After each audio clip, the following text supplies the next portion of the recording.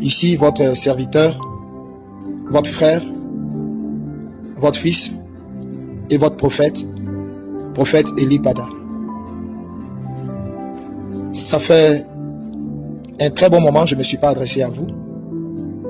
Ça fait un très bon moment, je me suis complètement reclus dans le silence parce que je vaquais à la prière et au jeûne.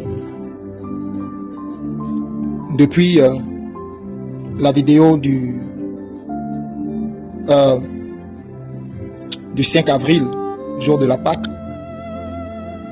où le Seigneur m'avait dit de dire à son peuple de déclarer Ephata, aussitôt, les jours qui ont suivi, le Seigneur m'a rappelé dans sa présence et je suis parti. Donc, je suis parti dans la présence du Seigneur pendant un très long moment de jeûne et je sors à peine de ce jeûne. Ce qui fait que physiquement, j'ai été véritablement physiquement affaibli par le jeûne. Donc, d'où la raison pour laquelle vous me voyez m'adresser à vous en audio. Pour éviter de donner aux gens de spéculer sur mon apparence. Parce que les effets du jeûne se sont ressentis énormément sur tout mon corps. Sur tout mon corps, sur toute ma face et sur tout mon corps. Alors, c'était un très très long moment dans lequel je sors il y a juste à peine quelques jours. Donc même si je faisais une vidéo pour m'adresser à vous et que j'étais même dans un boubou,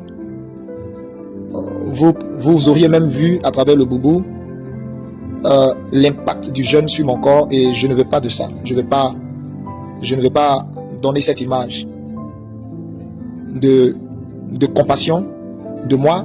Or, je n'ai rien du tout. Je suis constamment dans des jeûnes à n'en point fini. Dans des jeûnes à n'en point fini. C'est ainsi que mon maître me veut. Et pour me rafraîchir davantage, pour me donner davantage des orientations, sa pensée pour notre pays, pour les nations du monde, et une onction encore plus fraîche. Et chaque jour, dans sa présence, il me rafraîchit. Vous n'avez pas idée de tout le bien qu'il me fait. À lui seul soit la gloire. Donc, c'est pour éviter beaucoup de polémiques que j'ai préféré m'adresser à vous en audio, pour ne pas que mon apparence donne à plein de spéculations. Alors, ceci étant, comme je l'ai dit, je sors de la présence du Seigneur et avec beaucoup de messages, énormément de messages. Et durant tout ce temps où j'étais silencieux, je sais que vous vous posiez des questions. Où était passé le prophète? Où est passé le prophète? Pourquoi on n'entend pas le prophète? Sur certaines rumeurs qui circulent en Côte d'Ivoire concernant la non-apparition de M. Alassane Dramane Ouattara. Est-il mort? N'est-il pas mort? Je sais que certainement cette rumeur-là vous fatigue l'esprit. Et surtout avec tout ce que les blogueurs et plein d'autres personnes, les cyberactivistes et les panélistes disent ça et là. Avant de me prononcer sur ce sujet, parce que effectivement, dans la présence du Seigneur, vous savez, quelqu'un qui est en haut et qui ne s'occupe pas des choses d'en bas, il reçoit des informations fraîches. Je répète, quelqu'un qui est en haut et qui ne s'occupe pas des choses d'en bas, il reçoit des informations fraîches. Et je suis constamment et tout le temps devant mon Dieu. Constamment. Et il m'a donné beaucoup d'informations. Aujourd'hui, je voulais juste m'adresser à vous, les Ivoiriens, et puis après faire un autre audio où j'allais donner le message de toutes les nations que j'ai reçues. Mais ça sera un peu compliqué parce que le Seigneur me rappelle encore dans sa présence. Donc, il ne me laisse vraiment pas de répit. Il me rappelle encore dans sa présence. Je suis sorti, ça fait pas encore une semaine, pas du tout. Et il me rappelle aussitôt dans sa présence. Pour un très très très long moment, beaucoup plus long même d'ailleurs que celui duquel je sors. Alors, donc ce qui va faire que si je fais qu'un seul audio concernant le cas de la Côte d'Ivoire, après, ça sera un peu compliqué de faire un autre audio pour les nations. Donc, je vais être obligé de combiner les audios. Du moins, je vais être obligé de combiner tout ce que je vais dire ensemble en un seul audio. Donc, pardonnez-moi, c'est ce qui va faire que ça sera un peu long. Sinon, je voulais vraiment faire un audio très bref. Mais je vais m'efforcer d'être bref dans ce que je vais aussi dire concernant les nations. Je vais m'efforcer vraiment d'être bref. J'aurais voulu donner beaucoup plus de détails, mais ça sera un peu plus long. Et ceci étant, j'en viens à ce que je disais concernant la Côte d'Ivoire. Beaucoup de rumeurs circulent sur M. Alassane Dramane Ouattara. Est-il mort? N'est-il pas mort? Et tout. Et comme je vous ai dit, un véritable prophète, il ne vit pas sur les rumeurs, il ne vit pas sur les réseaux sociaux. Un véritable prophète, je répète, il ne vit pas des réseaux sociaux. Il se nourrit de la présence de Dieu et toutes les informations qu'il a lui viennent du Seigneur. Non des rumeurs, non des réseaux sociaux. Donc, j'étais dans la présence de Dieu, mais bien avant d'être dans la présence de Dieu, déjà, avant la Pâque, la rumeur sur la mort, la prétendue mort d'Alassane Dramane Ouattara circulait déjà. Il avait disparu des radars, on ne le voyait plus, et les gens disaient beaucoup de choses. Est-ce qu'il était venu? Est-ce qu'il n'est pas venu? Il est mal en point, il n'est pas mal en point, c'est IA, c'est pas IA, bref. Alors, quel est le point de vue, je dirais même pas le point de vue, mais quelle est la vérité dans tout ça? Quel est le message du Seigneur? Puisque je vous ai dit, je sors de la présence du Seigneur. Alors là, écoutez-moi très très bien. Je m'adresse à tous les Ivoiriens, à tous les Africains. Écoutez-moi très très bien. Je vais vous donner la réponse de façon très claire. Vous comprenez? Pour que tout le monde soit au même niveau d'information. Dieu m'a fait grâce, dans sa présence, de vivre des choses vraiment fortes, au point où il m'a transporté 2 fois. Je pèse bien mes mots, hein, et écoutez bien mes mots. Donc il m'a fait grâce, il m'a transporté 2 fois, en esprit, 2 fois. Il m'a pris, il m'a transporté 2 fois, jusqu'à chez Alassane Dramane Ouattara. Et je me suis retrouvé chez Alassane Dramane Ouattara. Je me suis retrouvé chez lui à domicile.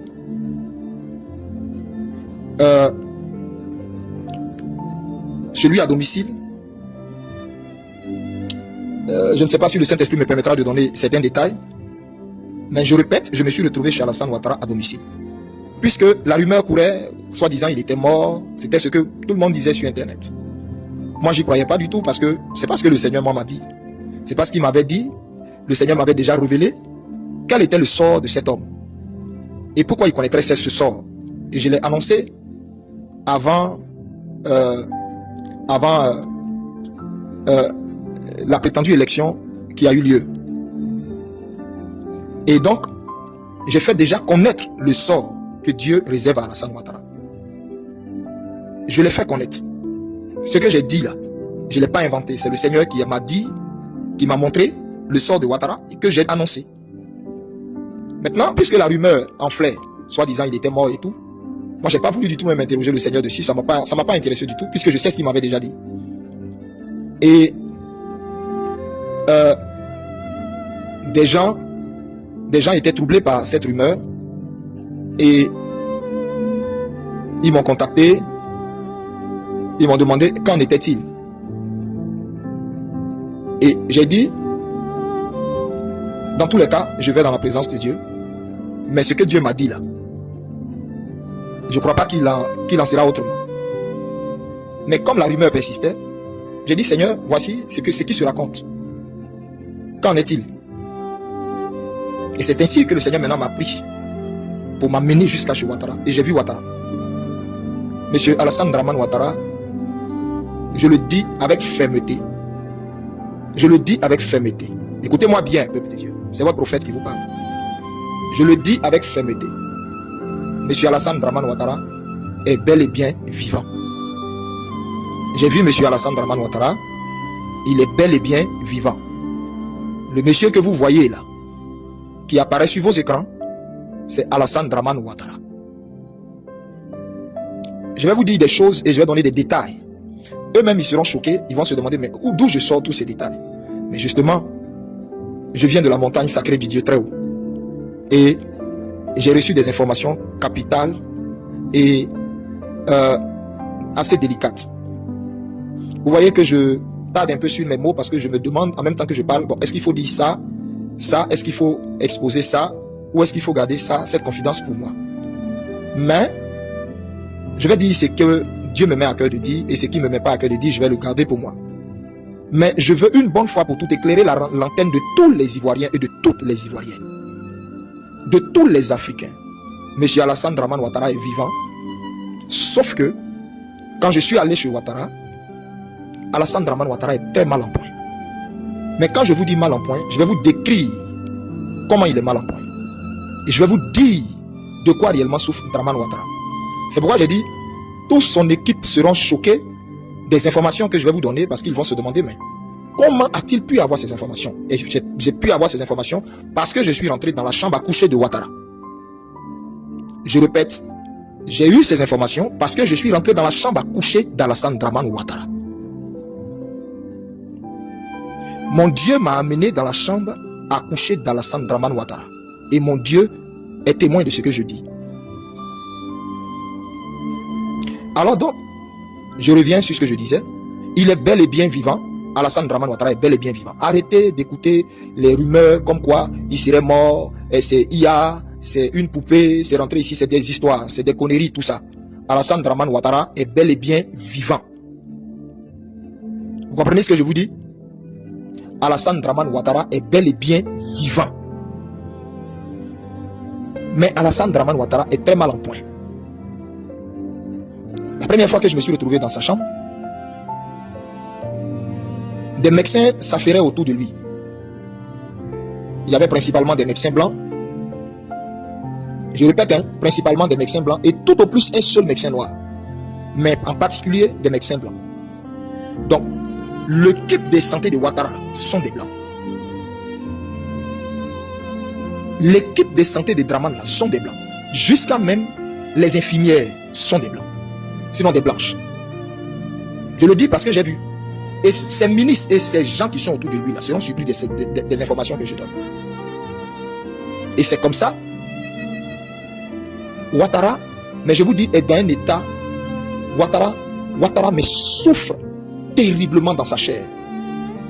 Et j'ai vu de quoi souffre Ouattara. Ouattara souffre de plusieurs cancers.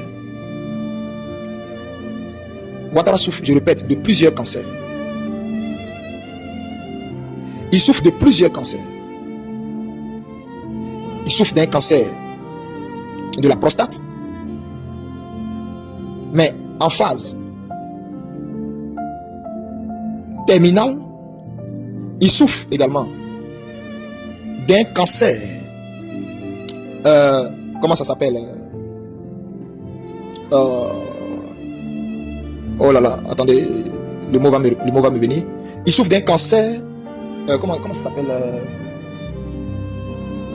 Sa vésicule biliaire est touchée, Alassane Dramane Ouattara. Écoutez-moi bien, au point où même il a du mal à manger. Quand il mange, mais c'est difficile pour Dramane. Il a du mal à manger. Quand il a faim, mais c'est atroce. Quand il mange également, c'est atroce. Écoutez bien ce que je vous dis. Au-delà de ça, Ouattara a une sciatique à un degré pas possible. Écoutez bien ce que je suis en train de vous dire. Écoutez très bien ce que je suis en train de vous dire. Et les douleurs que M. Alassane Ouattara souffre dans sa chair sont inhumaines. Je vous assure, même à votre pire ennemi, vous ne souhaiterez pas ça. Parce que quand je suis allé dans la chambre de Ouattara, les cris de Alassane Ouattara, non mais c'est pas possible. Le personnel n'arrive même pas à dormir. Ils sont obligés d'injecter à Alassane Ouattara le même truc qu'on injectait à Michael Jackson. On n'injecte pas autre chose à Dramane. Écoutez ce que je vous dis là. On injecte un truc à Dramane et ça le rend comme mort.